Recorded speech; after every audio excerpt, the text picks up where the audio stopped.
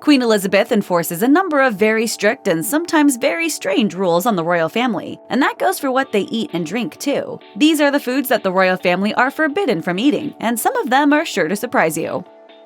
One thing the Queen does love is steak, and while this certainly isn't unusual, what's most notable about her steak is the way she has the meat cooked. Well done. Former royal chef Darren McGrady explained, "Chefs, we cook medium rare all the time, so it was really important that we got a really good sear on the steaks and cooked our steak well done. That might seem off, but this likely goes beyond just personal preference, because rare meat is reportedly off limits to royals during their travels. This is most likely because eating rare or undercooked meat carries many risks. Undercooked meat can be a breeding ground for E. coli, which can cause diarrhea, vomiting, and stomach cramps. Salmonella is also a potential problem, which can cause severe food poisoning. Undercooked meat, poultry, and seafood can also cause listeria, which brings with it diarrhea, nausea, fever, and muscle aches. And that's before you even touch on parasites that can be present in meat, many of which can cause severe infections. Although eating rare meat is certainly no guarantee of infection, it seems that royals just aren't willing to take the risk, especially when they've got their duties to attend to."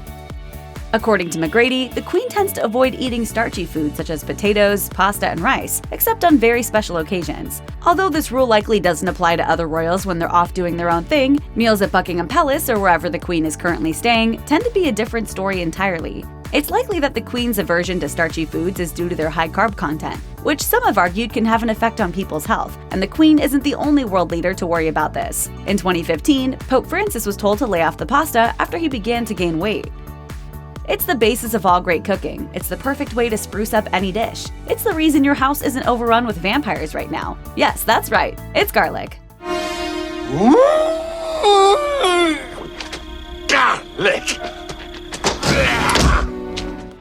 Unfortunately, the many joys of garlic remain thoroughly out of reach for the British royal family. During an appearance on MasterChef Australia, Camilla Parker Bowles, wife to Prince Charles and Duchess of Cornwall, revealed that garlic was on the list of foods that the royals are told to skip, since they are so often required to converse with other dignitaries and members of the public. Darren McGrady backed this up in 2016, when he told Recipes Plus that palace chefs were asked to refrain from serving anything with garlic. Meanwhile, another former royal chef told the National Post in 2016 that they're missing out on garlic because at Buckingham Palace, you don't cook with garlic.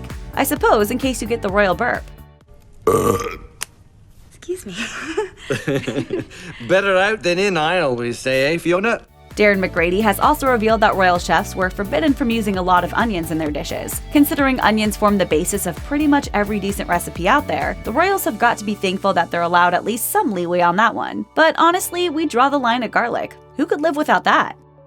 Even if the Queen does relent on her no-starch rule, you can be sure that royal pasta is not going to be served with a marinara sauce. That's because, according to the BBC, the royals prefer to avoid, quote, messy tomato sauces. This revelation came in advance of the Queen and Prince Philip's visit to Rome and Milan in 2000. Chefs at the palace of the Italian president were told that, as well as garlic and pasta, tomato sauces would not be permitted on the menu. This, one imagines, wouldn't be exactly what an Italian chef likes to hear. You can kind of see the logic here. If you're all dressed up for a banquet where you'll be the focus of attention to both guests and the media, you're not going to want to take any risks with spillages. And since the Queen probably doesn't fancy wearing a red dress every time she eats, it's safe to say that the easiest thing to do would be to just ban messy sauces altogether. Great news for the integrity of the British monarchy. Not so great for lovers of a hearty tomato sauce. Foie gras is one of the most controversial foods out there. The main problem with this expensive, high-class pâté is that the producers exercise a shocking degree of cruelty in the production process. So maybe it's no surprise that in 2008, the famously environmentally conscious Prince Charles banned it from the royal menu. Furthermore, Charles was reported to be considering withdrawing the royal warrant from his favorite cheese shop because they sold foie gras. Most UK retailers opt not to sell foie gras, and production of the foodstuff is banned in the country. France, however, exports very large quantities of it. Controversial in his home country, the prince's ban of foie gras was welcomed by animal rights groups. The world of shellfish is an exciting one indeed. The term can refer to any one of a range of delicious and fascinating fish that are served all around the world. From shrimp to oysters to crab to lobster to clams, scallops, crayfish, mussels, and more. But while these kind of shellfish are all very different in taste and texture, they do share one thing in common. They're a no-go for the royals. According to the BBC, the royals make concerted efforts to avoid eating shellfish while dining out or visiting foreign countries, since it can carry a greater than normal risk of causing infection and illness. And that's putting it lightly. For example, mollusks accounted for 45% of all seafood-related cases of foodborne illness between 1973 and 2006.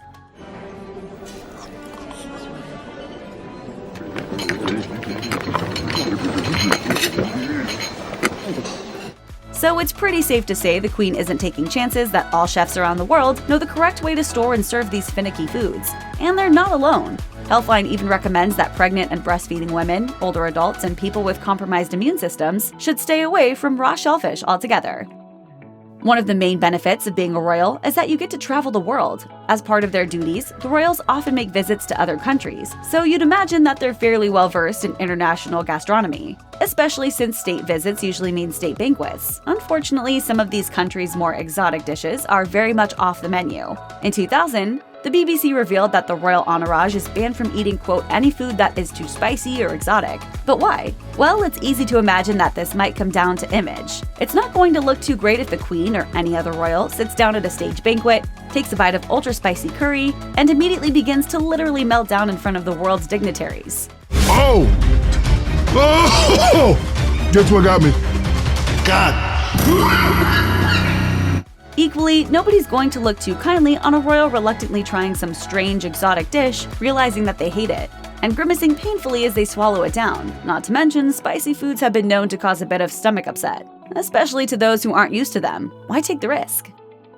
They say you shouldn't drink the tap water when you travel abroad, and it seems that the royals have taken that old adage to heart, since they're told to avoid drinking tap water so as to avoid any gastronomic distress. It's true that in certain countries, tap water can prove very dangerous indeed. The NHS recommends that visitors to countries with poor sanitation, quote, use filtered, bottled, boiled, or chemically treated water, rather than water from the tap. Contaminated water can contain bacteria and parasites from human or animal fecal matter, dangerous minerals such as lead or mercury, as well as chemicals from industrial waste. These can pose a particular risk to people with compromised immune systems. Some of the potential side effects of drinking contaminated water include gastrointestinal disease, kidney problems, and long-term issues with physical and mental development. Naturally then, the Queen prefers to drink bottled water, and not just any old bottle either. No, as with so many other foods and drinks, she usually enjoys one brand in particular. The Queen and her household prefer to drink Hylden Natural Mineral Water, which comes from the Test Valley in the United Kingdom.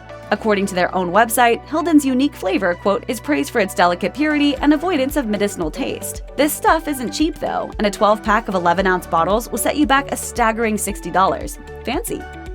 Despite all these forbidden foods, life as a royal is still pretty lavish. After all, you're not going to be complaining about having your foie gras taken away when you're getting to eat all kinds of pheasant, fresh vegetables, chocolate, cakes, and sandwiches. But although they eat well, one thing the royals can't abide is waste. According to former royal chef Carolyn Robb, Prince Charles is insistent that nothing goes to waste, saying, if there were leftovers, they'd be used one way or another. If not for him, then rehashed and used for a meal the following day. Even the meals themselves were modest. Robb explained, we were always quite careful, as he never wanted to have huge amounts of food on the plate. They were always very thrifty and economical. If we made roasted lamb and there was leftovers, we'd probably go and make shepherd's pie the next night. The Queen is no different. In an interview with Hello, Darren McGrady recalled her own propensity towards thriftiness, saying, one time at the palace, the Queen was going to the theater, and she requested a snack. She wanted smoked salmon and scrambled eggs, and the server sent half a lemon, and did a really beautiful garnish on the lemon. And the Queen took a squeeze of the lemon and said, would you send this lemon back to the kitchen? I'm sure it can be used for something else.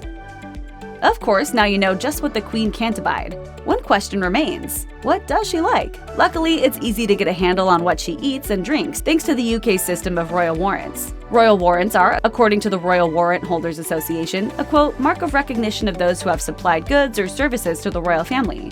Essentially, they're the Queen's favorite things. Any business or individual who holds a royal warrant is also permitted to emblazon their products with the royal arms. But to be eligible, they have to supply products or services to the Queen, Prince Philip, or Prince Charles for no fewer than 5 years out of the last 7. They're also made to demonstrate that they, quote, have an appropriate environmental and sustainability policy and action plan. Some foods that hold the royal warrant include Cadbury, the British chocolatier, now owned by Kraft, Quaker Oats, a producer of cereals and porridges, Paxton and Whitfield, the UK's oldest cheesemonger, and McElhenney, who make Tabasco sauce. Royal-approved drinks include Angostura, producer of rum and bitter, Bacardi, producers of gin, Scotch whiskey makes John Walker & Sons, R. Twining & Company, a tea producer, and even Schweppes. But those are just a few examples. All in all, around 800 businesses and individuals hold royal warrants, with the list being updated monthly, and they definitely make up for all those things the royals can't have. Check out one of our newest videos right here, plus even more MASH videos about your favorite dishes are coming soon. Subscribe to our YouTube channel and hit the bell so you don't miss a single one.